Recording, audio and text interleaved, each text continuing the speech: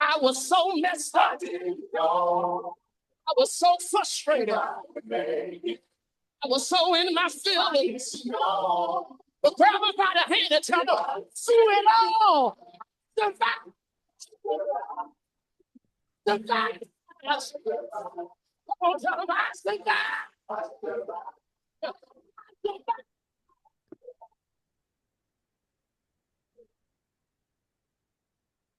The following program has been paid for by the Courageous Hour. All things are possible to them that believe. God has already given you the power to get what you need. So be strong, be courageous. God is with you. This is the Courageous Hour with your host, Keith D. Williams, former Wayne County Commissioner. Listen and be inspired on the Courageous Hour on Glory 1340. For grace, for favor, this is my plea. Will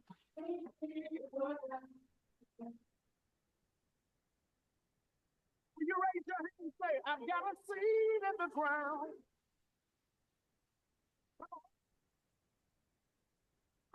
Wayne County Treasurer Eric Sabree. For more information on how to pay delinquent property taxes, visit our website, treasurer.waynecounty.com, or call us at 313-224-5990. We're here to help.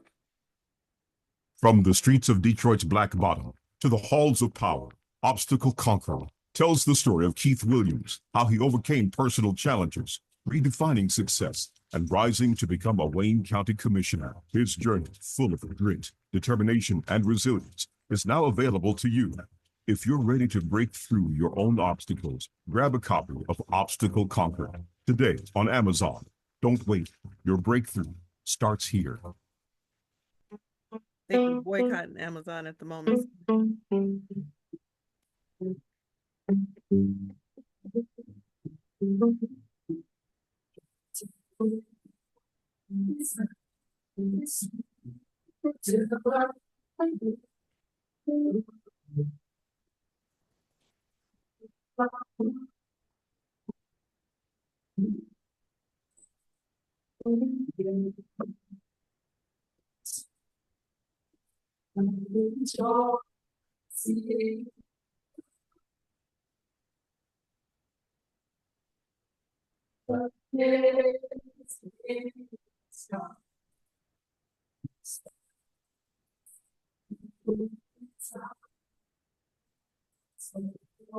Okay, engineer, I'm ready.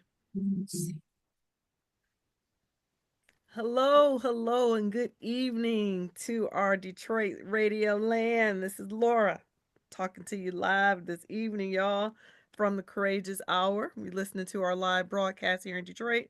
Every Wednesday, we come and talk to you about relevant, realistic, and relatable topics. And tonight, we're going to dive into some things from an observation point, but we're also going to talk to one of our expatriates. You know, he really ought to come back to Detroit. He put boots on the ground today for a little bit of time, and we're going to learn a little bit about what he's trying to get done and accomplished while he had a moment to be here in Detroit. So we'll elevate and lift that up. But I want to say, if you have questions about what you hear on the radio show, I'm going to tell you our phone number, and then we'll tell you again later on how you can connect with any of our guests who've presented today. The number in the studio, 313-837-1340, 313-837-1340. Again, you're listening live to the Detroit Courageous Hour. Also, this segment and every segment is brought to you from our fantastic group of sponsors. Join the list. Thank you, St. Joseph Mercy Hospital. Thank you, Continental Foods. Thank you, Detroit Public Schools. Thank you, Wayne State University. Thank you, Wayne County Commissioners. Thank you to all of those volunteers and special guests who've helped with all of our courageous games. If you're interested in learning how to sponsor or participate, please call Mr. Keith Williams. His number, his personal cell phone number, is 313-215-4121, 313-215-4121. Also, our resident always here, Dorma Magruder and Linda Allen, are hanging in the wing. They're going to help me facilitate this call this evening. Hey, ladies, how you doing?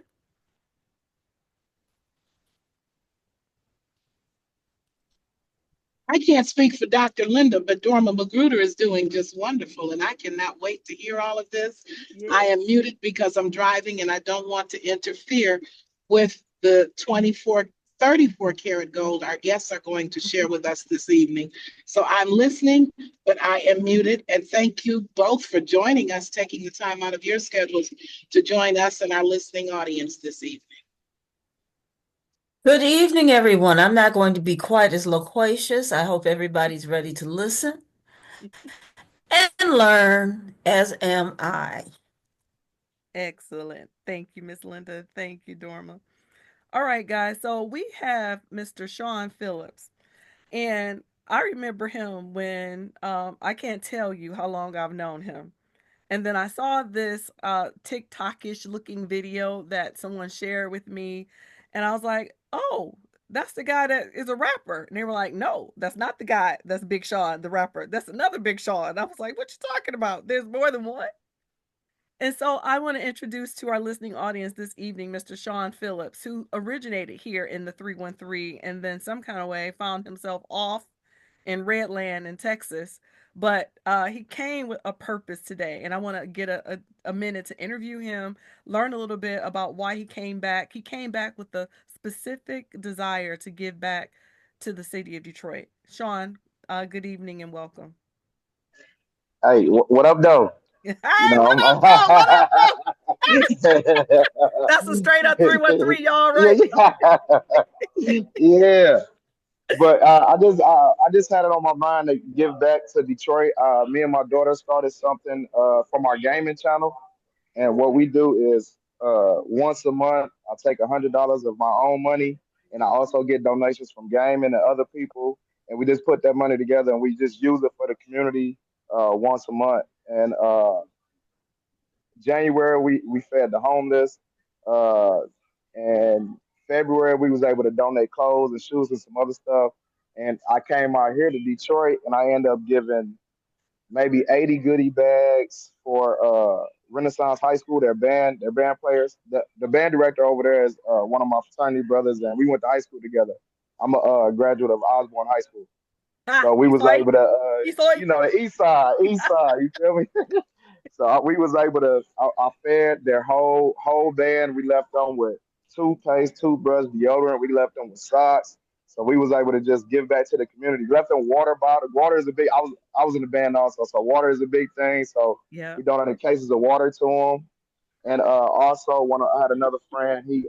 His wife passed maybe a few months ago, and we gave $100 towards any bill he want to pay. Also, just to give back. I think my engineer is from Osborne because he said Osborne Night. Yeah, Osborne Nice. There we go. Yeah. Yeah. There we go.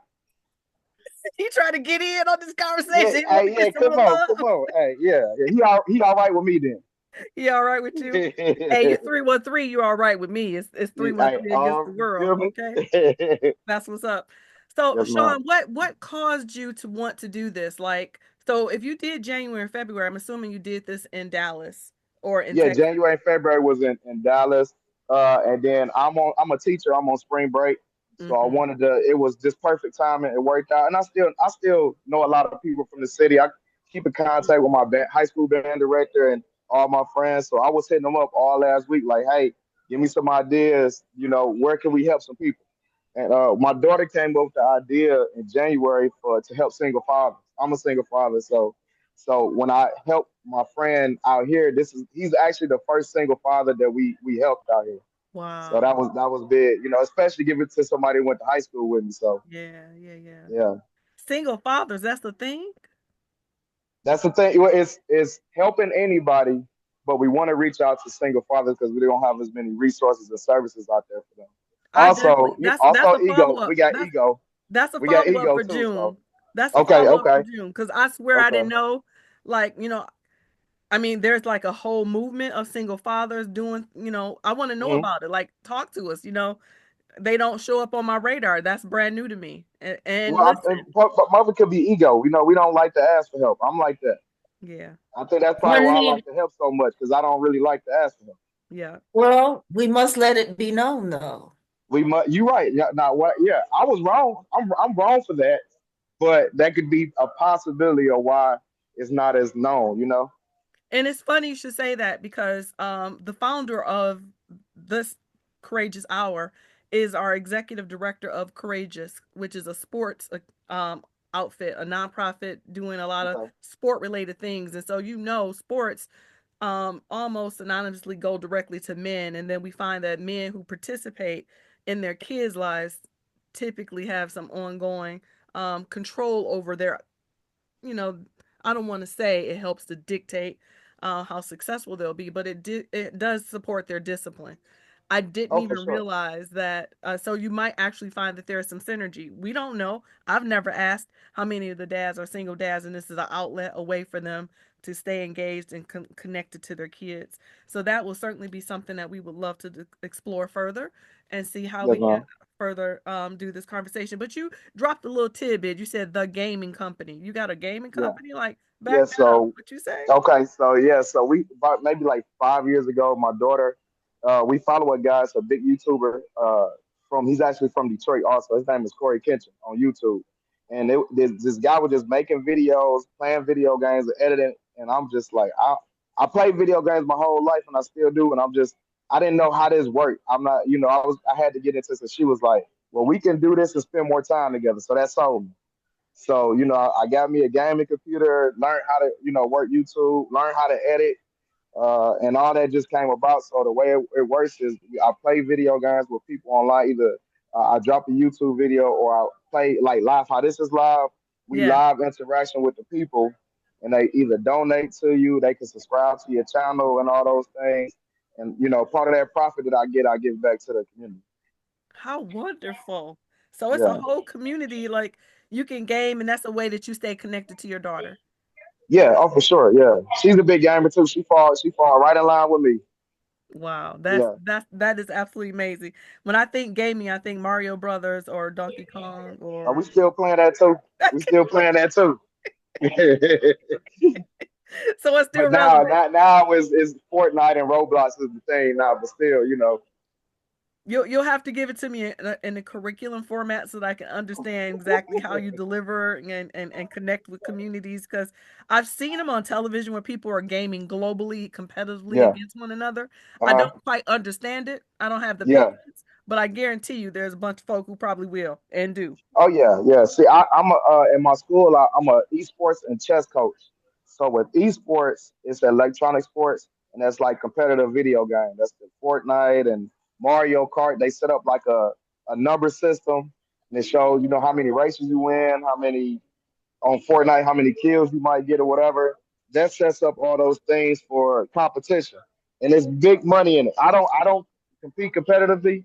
I like to play video games, but I'm not just the best to compete with some of those kids that sit at the computer all day. Yeah. So, but they make some big. I'm talking about millions in competition, millions. How can we follow and learn more about when you might come back to Detroit, or if people want to participate or learn how you're using gaming as a catalyst to do more um, father-child bonding? How can we Mhm. learn more about Mr. Shaun Phillips and his interests? And what's the All name right. of this organization that you're about to submit as a nonprofit? Okay. Let me see. I'll give you my social media is BIGShaun BIGShaun 313 stands for Okay. Bright Idea Game and Sean. Okay. That's on all social media: YouTube, Twitch, Instagram, TikTok. That's on all the places. And I don't know. See, the nonprofit came up to me last month when I had a friend was telling me. He was like, "Hey, we can figure." I was just helping people. I Yeah, don't you really can know about leverage all that that stuff. by taking corporate and philanthropic dollars to do Yeah, and support the same thing. But I love it when your game is on based on what your capacity is, and then it yeah. allows other Yeah, people I'm not to gonna join. overload myself for sure at Yeah. all. But now that it's on my radar, I'm looking into it, and most likely I'll probably name it something after my daughter. Have her have something, so something like that. I love it. I thank you. I Yeah. thank you. If people want to donate or participate, support, you said BIGSHAUN 313 313. on all the On social socials. media. On Hmm. all social media, if you hit me up on Facebook, Instagram, whatever, you could DM me, or I like on Instagram, they have the link in bios with all my social media, the Cash App or Zelle. They have all that on the social media. So, Sean, for people of a certain age who don't know nothing about what you just said, is Yes, there another yes. way? Is another way,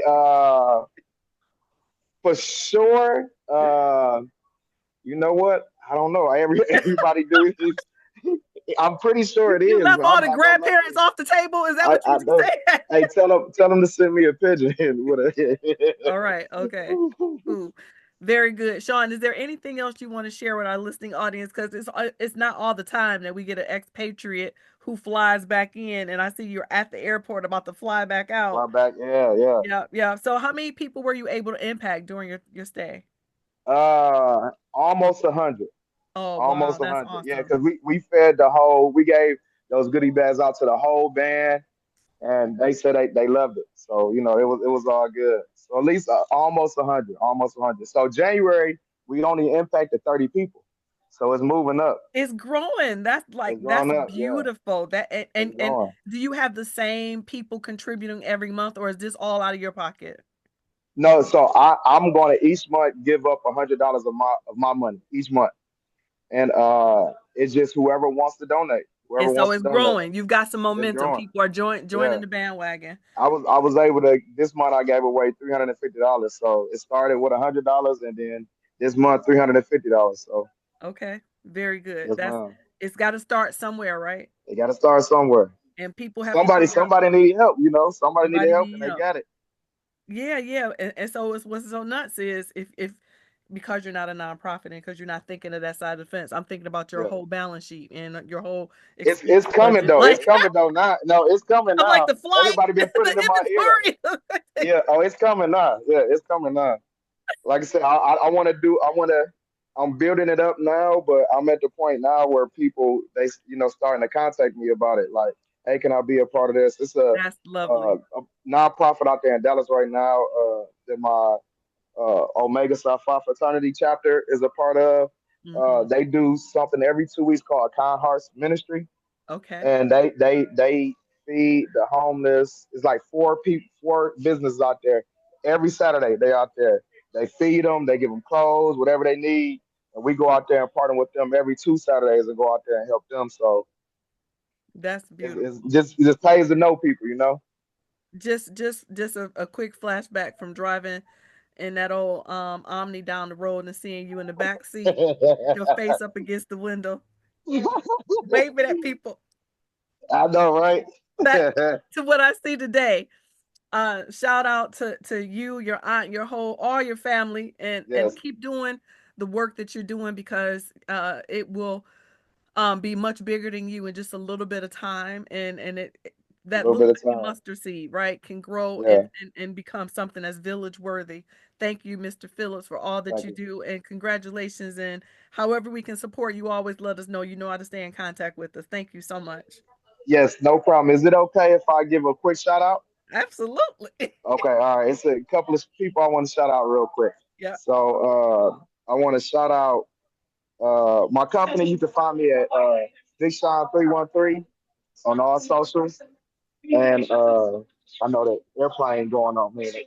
Is that loud in the background? It is. It is. Okay, let me walk. Let me walk over here then. I'm gonna go to the bathroom. It's right here. Three. All right, here we go. It's better. All Yep. right, so Yep. all right, here we go. You can find me on all social media platforms at BIGShaun SHAUN 313. I want to give a shout out to I'm a part of a DJ crew out in Dallas. It's called Sip and Sing. We have about eight DJs, and we play the live drums and all that. So we put on like a little mini concert wherever we go with. So shout out to them. I want to shout out my Omega Psi Phi fraternity chapter, AII, my Kappa Kappa Psi fraternity chapter, Epsilon Rose. Shout out to Gremlin. And the last two, I'm sorry, shout out to God, I should have said that first. And my daughter, Kamar, I love you. Poppy loves you. and you're gonna do great things in the future. I'm so proud of you, Shaun. Thank you so much for getting in and talking us through your great work. And we'll keep following you. I'll be able to say, I knew him way back That's what I'm when. I talking know about. him now. Hey, come. Hey, Excellent. hopefully that's the plan. That's the plan. Yep. Thank you, Shaun. I appreciate you. Thank you. You have a All good right. one. Have a good one.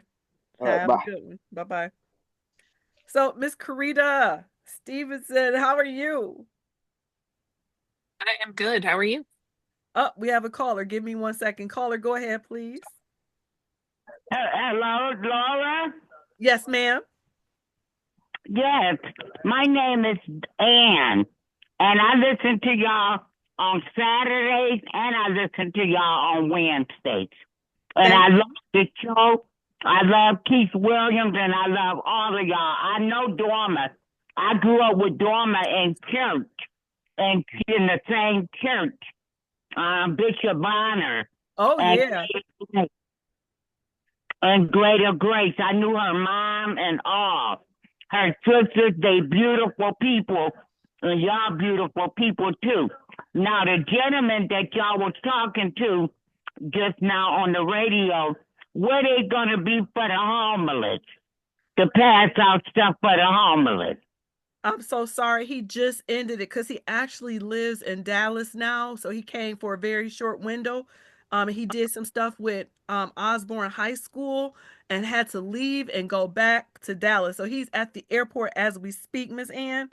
But I think he's telling us to follow him and he'll tell us when he will be back to do it again. So if you keep listening, we will certainly keep sharing, okay?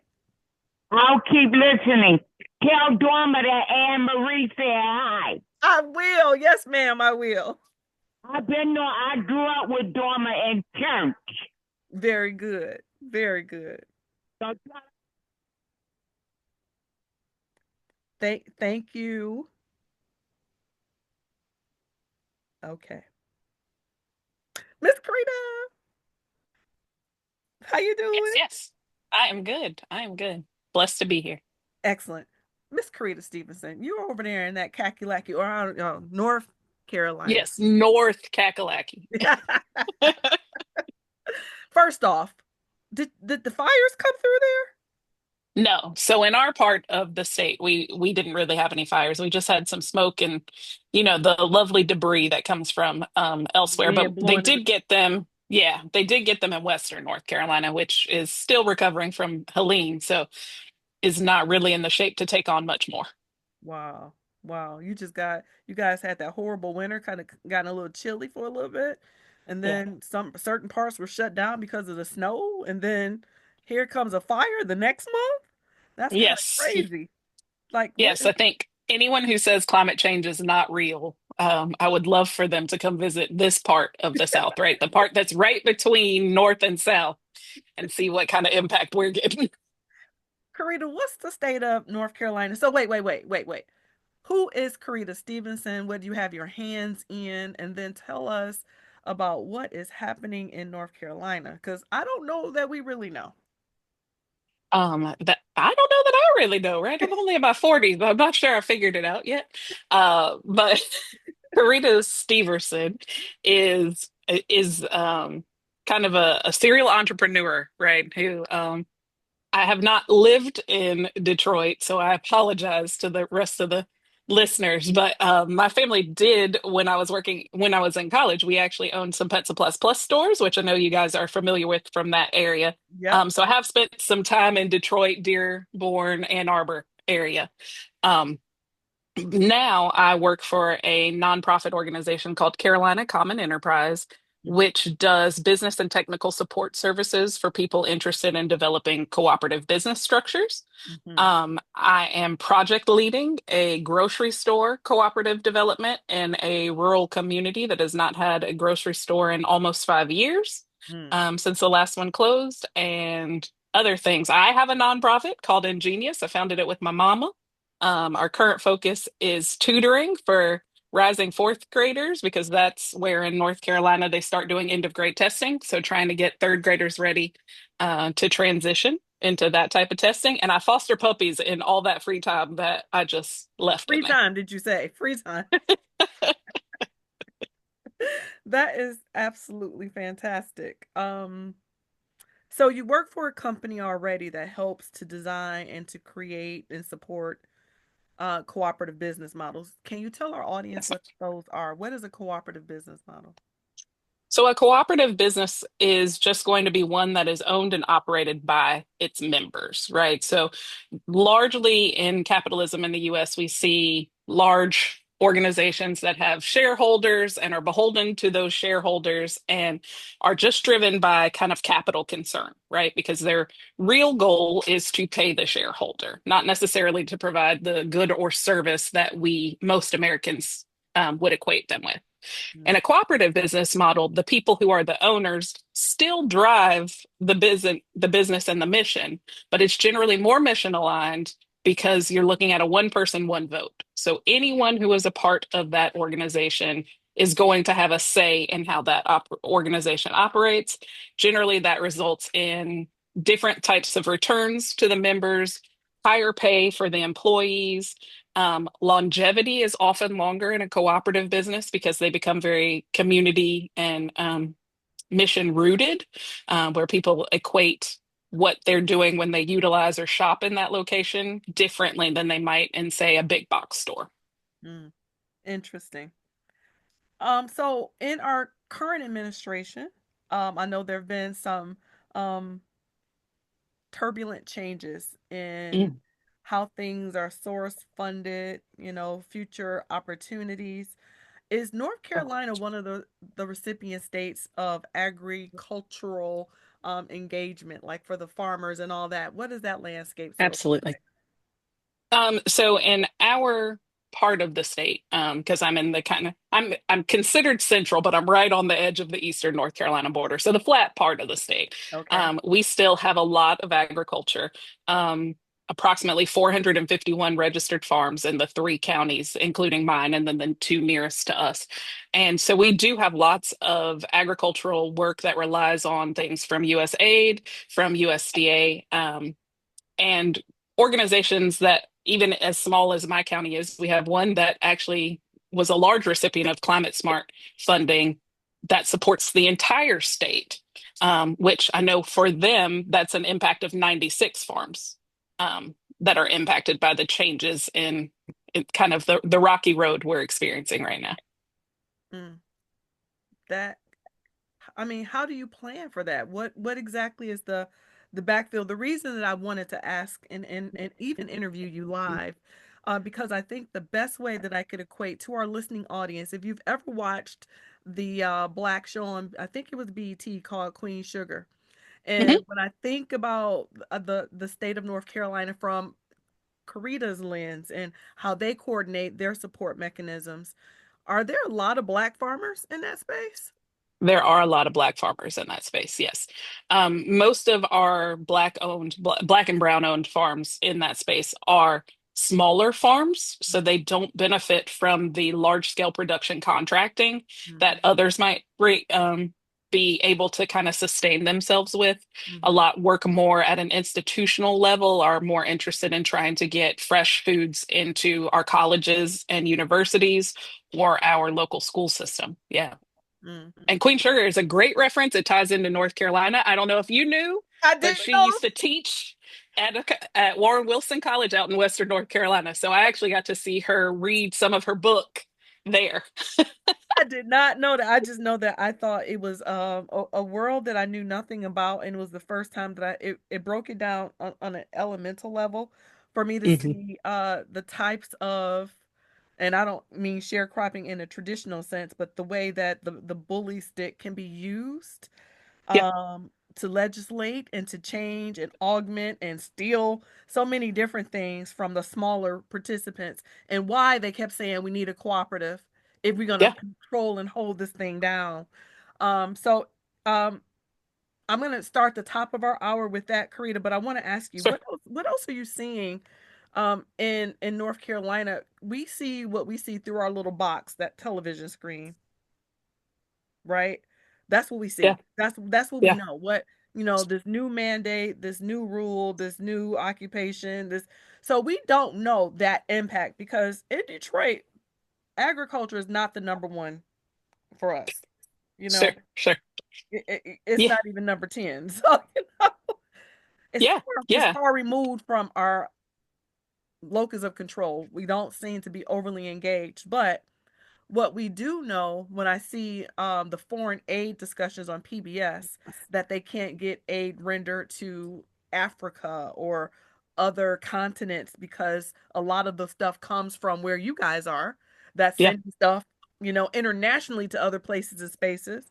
And I kind of like want to dig into what that impact looks like, because if you don't have a market to sell it to, or it's earmarked specifically for what its purpose was designed for, these people can't even sell the products that they've harvested or they've grown or any of the rest of it. So let's do a quick Correct. station ID real quick and then we'll come right back. Sounds good. With the voice of the church, WCHB AM 1340 Royal Oak, Detroit, streaming online at WCHB1340.com. The voice of the church. So, Korita, you are not exactly a farmer, but you are the support mechanism to help those who are looking at cooperative engagements. But you recognize the supply chain.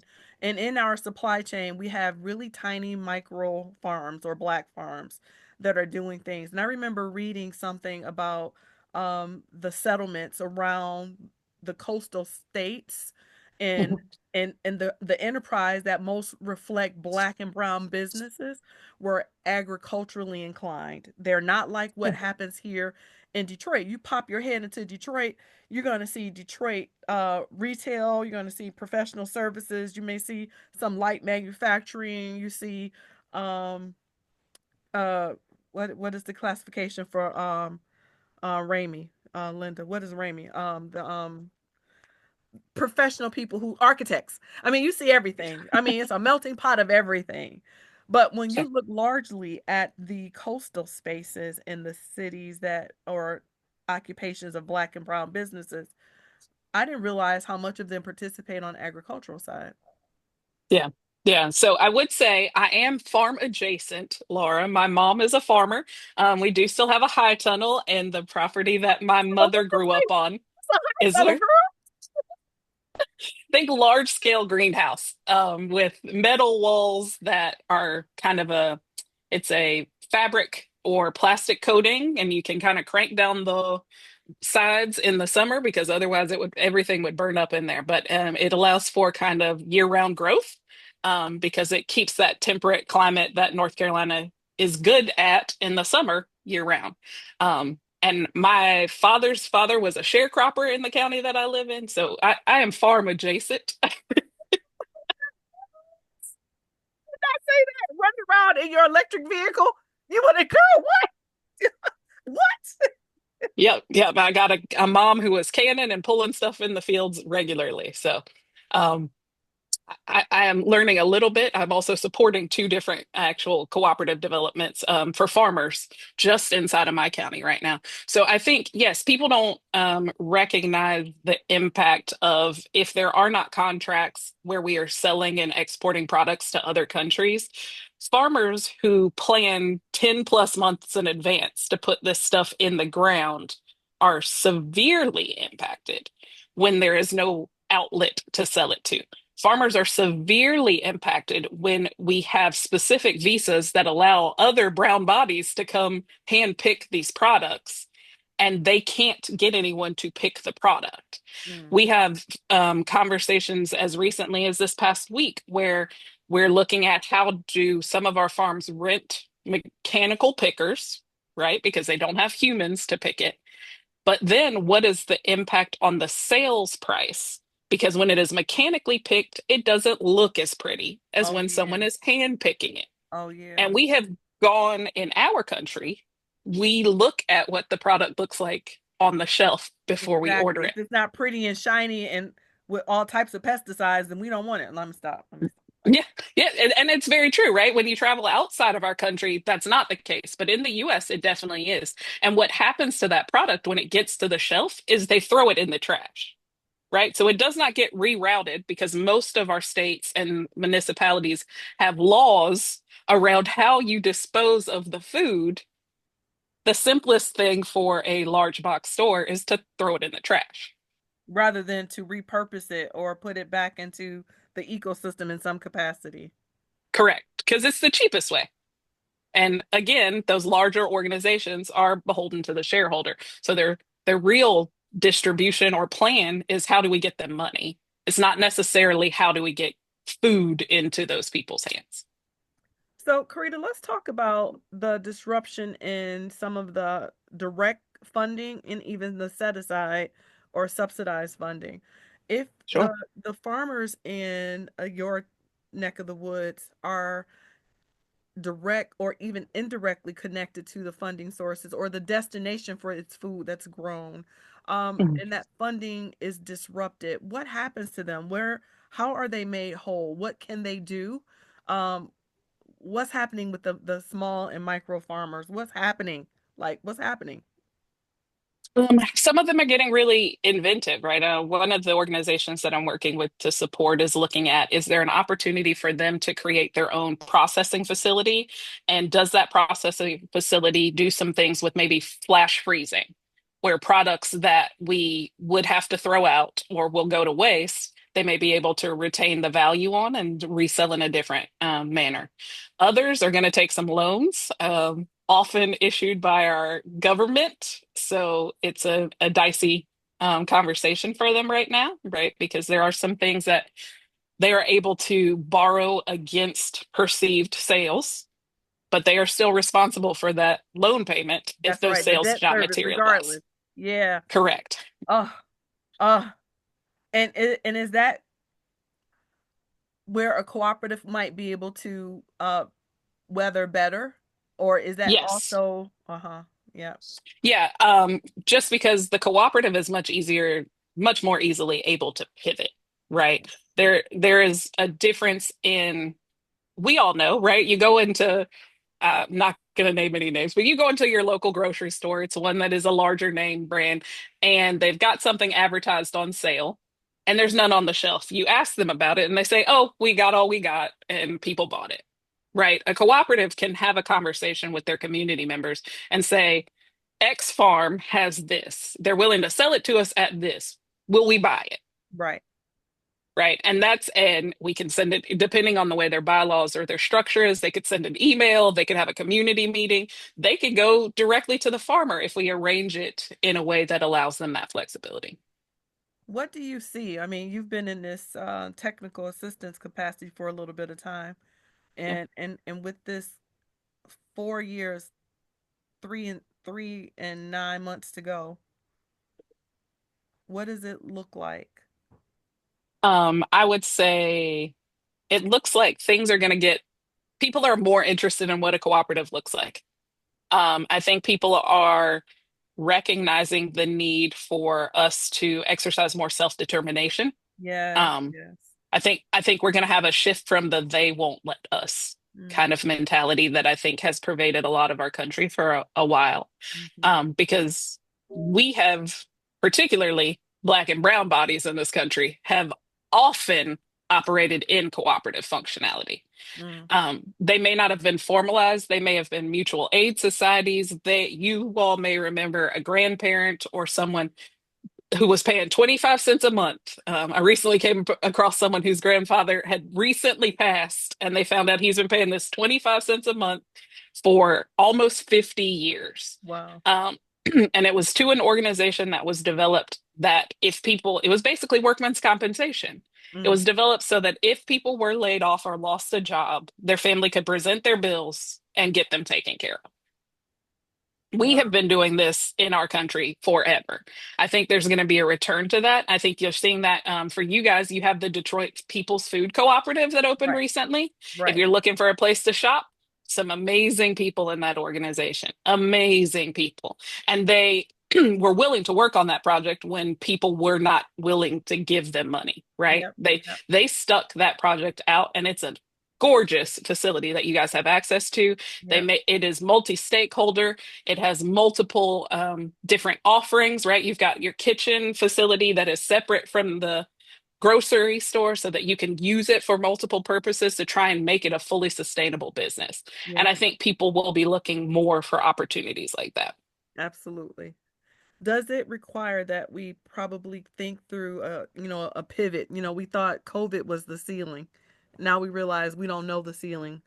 We no longer recognize the ceiling because it's beyond our imagination that we thought that a government was designed to support its people, seems to be working in the direct reverse position of directly supporting. And I realize that they're telling us to just sit still and wait for things to stabilize. But small farmers have very small revenue cycles. Too much of their Right. money is going into harvesting, managing, maintenance before they can reap their harvest and then Right. recoup the profits from harvest. So, my prayers and my heart really go out to the people who have decided to do this for a living. Um, Prior to having you on, what I saw was that so many portions of what sits on my plate was coming from international sources. I didn't realize how much Absolutely.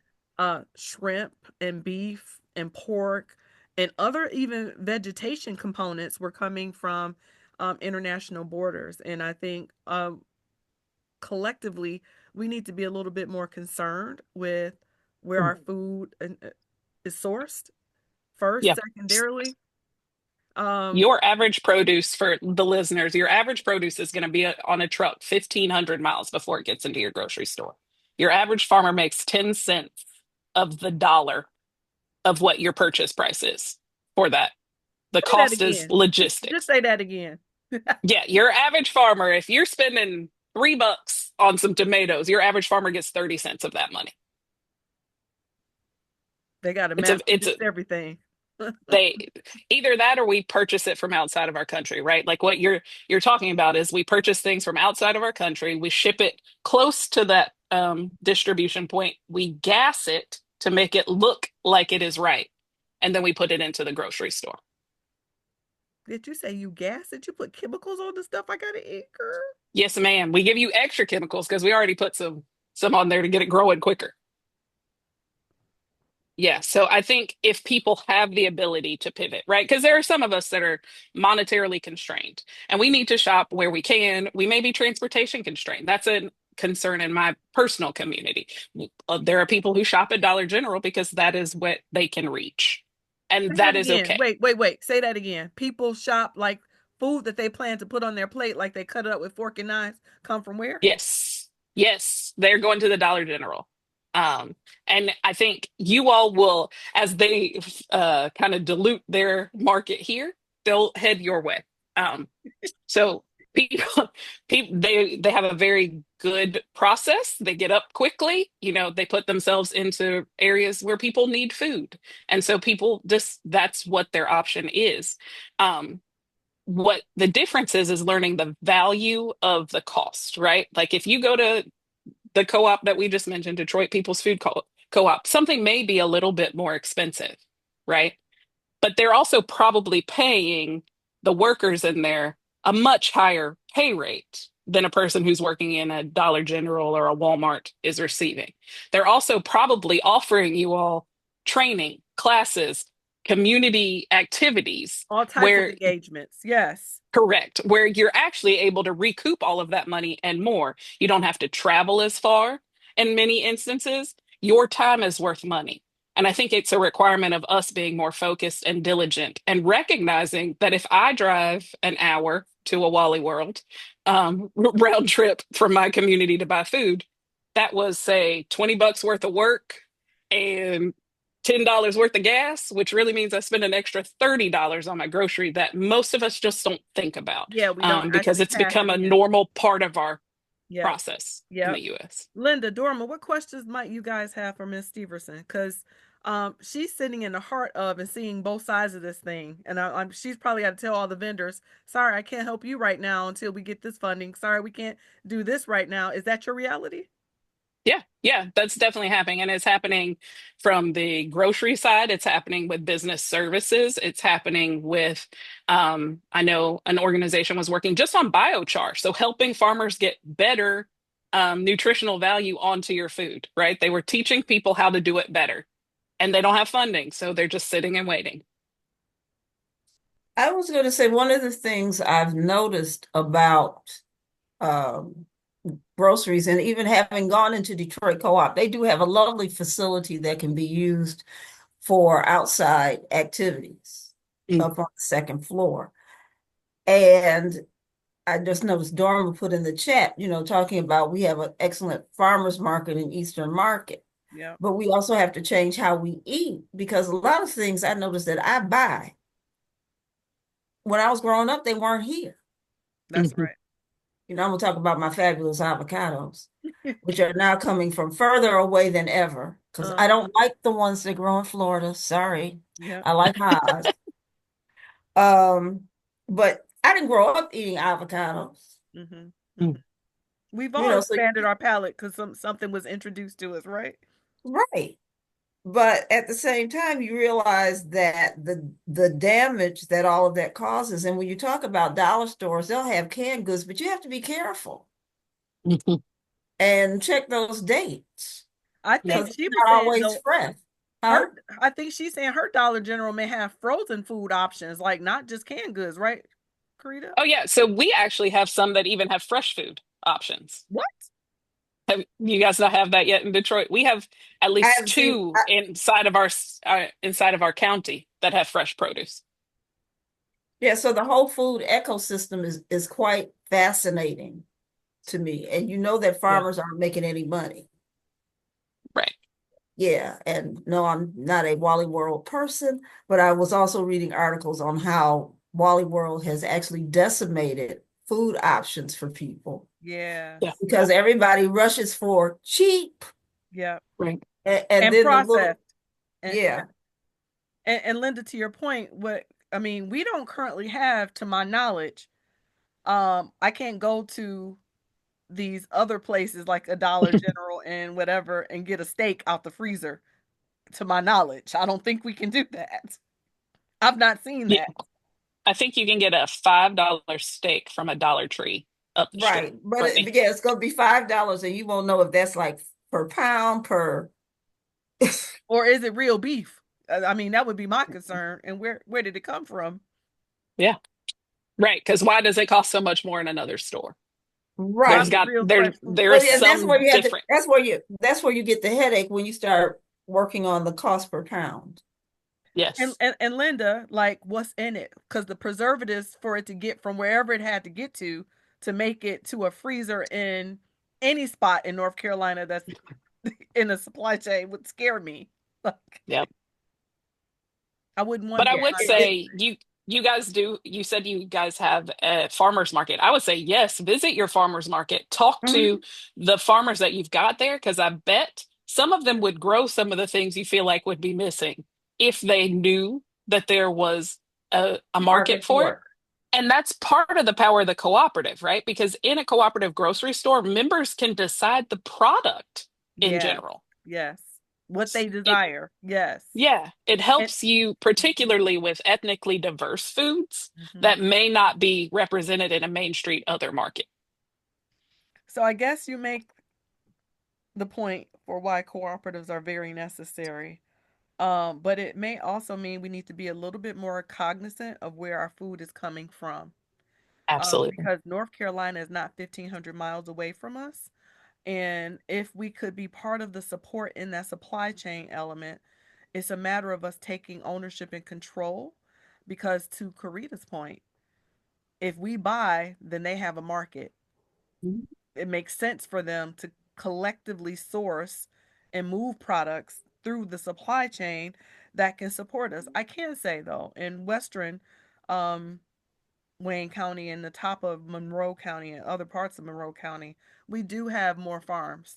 You can go directly to a butcher or to a farmer who will tell you where his meat can go off and be processed through whatever their butcher or slaughter services look like. And maybe we have to go back. Remember when I grew up, there were many in the neighborhood butcher shops. I was given a list with the money and how much I was able to pay per pound. This is what you can pay for this, and this is what you can pay for this, and bring me back a quarter of this, and bring me a half a pound of this. Slab bacon was real, and we could go and get that. This may be the justification for thinking more linear and moving away from a global spot. I don't know how you disengage that. I don't know if it's realistic and if I'll see it in my lifetime. But it does make us start to wonder if this is Yeah. the next iteration. And It's more work. about it. It's more work. Yeah, it is. Well, you won't be doing the Instacart shopping, which I don't do anyway. Me But I either. know that that's invaluable for some people I know because they just Right. don't have time. It's a great solution But for someone. But what I would say is then you challenge your cooperative that you become a member of to incorporate some kind of service like that because you're the owner. So why wouldn't you give yourself the thing you need? In our store that I'm project leading the development of, we're looking at a 15-mile quadrant. We're looking at different delivery to the rural communities where maybe we just go on Saturday, but we bring it out there so that we can make it feasible, cost effective, and get people what they need. Korita, what I heard was it doesn't matter who's sitting in the White House and if they turn the faucet on or turn it off. The motion is in motion and we're going to keep it moving. Is that what I just heard you say? Absolutely. Absolutely. I challenged, so as the project lead, right? I am an employee of a volunteer board. I am a volunteer employee currently of a volunteer board. And what my challenge to them was in their last meeting was find me another way to make money, right? So this year versus going after, we were going after a lot of USDA, a lot of government grants, because for those who don't know, USDA actually has a cooperative piece of their charter I saw to that. continue that. Because for a long time, agricultural cooperatives were the largest number of cooperatives in our country. That's right. So there was always cooperative money. Well, this year we're going after foundation money because there's lots of little foundations. They may not be as big as USDA, but they are looking for places to put their money. And a lot of them want to support, right? Cooperatives, maybe not cooperatives, but they want to support health, income, and outflow in communities. Well, a grocery store that feeds you food versus processed things can do that. So you just need to be creative when you're looking for the money versus saying, oh, well, There's no this money. this current political system. No, we're not going to give up on that because we're still going to be here. Whether or not the people up there want to recognize that we're still here is up to them. But we're all still here. And you deserve your avocados. Because you deserve your charcuterie. Yes, Hey, I want my charcuterie. Look, I will just eat an avocado by itself, okay? You like them I'm like okay. Yeah. It's And a I think fruit. that's wonderful. They're really It's good for you. That's and I heard it's exactly. good for your skin. Maybe you ought to get with that. I don't know how this hour flew by. We're down to our last 6 minutes. Korita, thank you so much for hanging in there. But I want to come back with the farmer the next time. Yeah, I really You want a farmer? I really want to talk to them.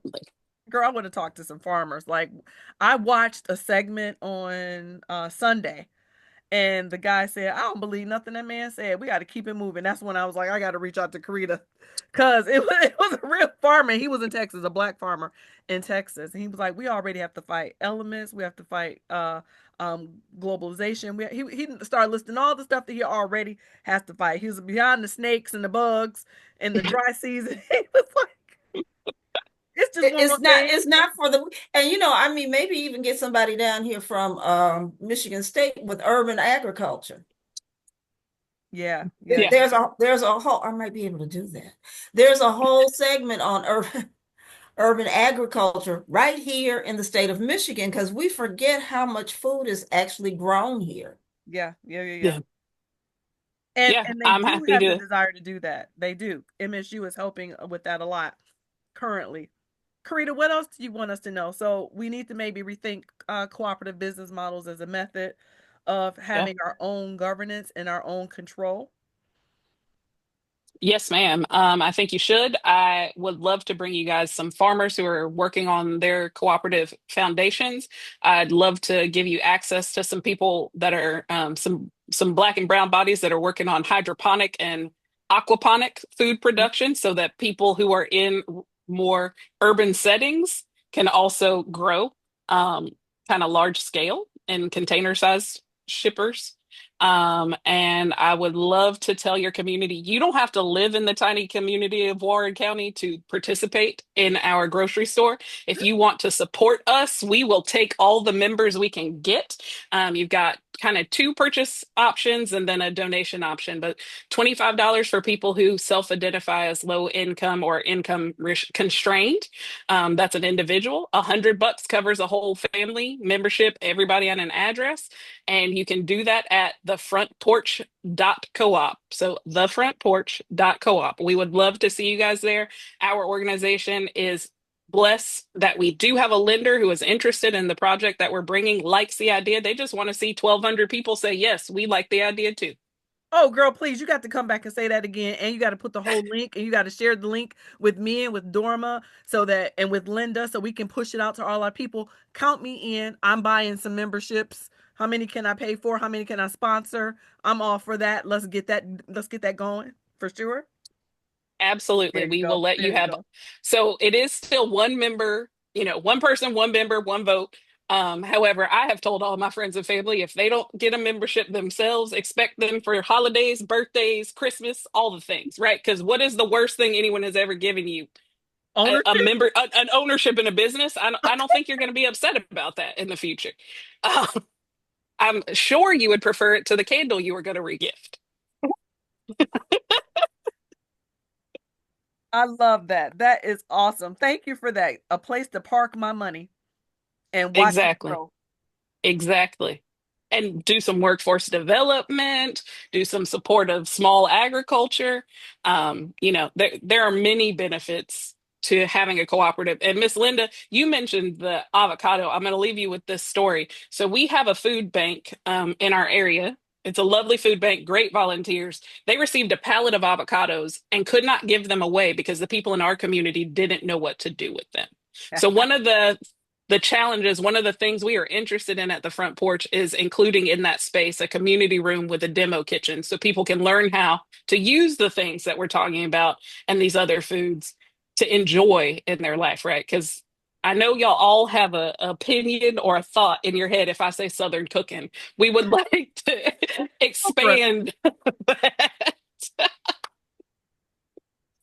Man, we are down to our last minute and a half. Oh my God, it went way too fast. Korita, line up the people that we want to hear. During COVID, we were able to circulate quite a bit. We brought people in from St. Louis and Baltimore and Atlanta, and somebody from Mississippi. We touched the entire, every corner of the U.S. and we start to hear and learn and feel real time rather than just looking at localization of the pandemic, because it was a global pandemic. Well, I think it's time for us to think more linearly on how people are being affected so that we can also assess how we can support. So please plan to come back. It's every Wednesday, 6:30 to 7:30. Round your people up and say, Laura, we're ready, and we'll be on, and then we're ready. There you go. I will be sending out some feelers for you as soon as we get off tonight. That's fantastic. Okay, that's great, because everybody's got to eat. Everybody's got to absolutely eat. Forever and always. As long as you're breathing, you need consumption. That's period. Well, I got some people that I know you're going to love to talk to. I won't get a word in edgewise, but they will be entertaining. Very good. Thank you, Korita, so much for your time. Thank you, Miss Linda, for holding it down. Dorm, I'm sorry you didn't get to interject more. I saw your conversations in the chat. Thank you, my engineer, for I now know you are Knight from the Osborne High School. And thank you to BIGShaun. God willing and the creek don't rise, we will be back for the Courageous Hour next week, 6:30 till 7:30. See you all. Bye-bye. Bye. Thanks for coming and sharing an important message with the Wayne County taxpayers. Thank you, Korita. Thank you for allowing me to help. You are welcome. My life, I was a resident of Wayne County, and so I'm here to help because Treasurer Free wants to work with Wayne County Home.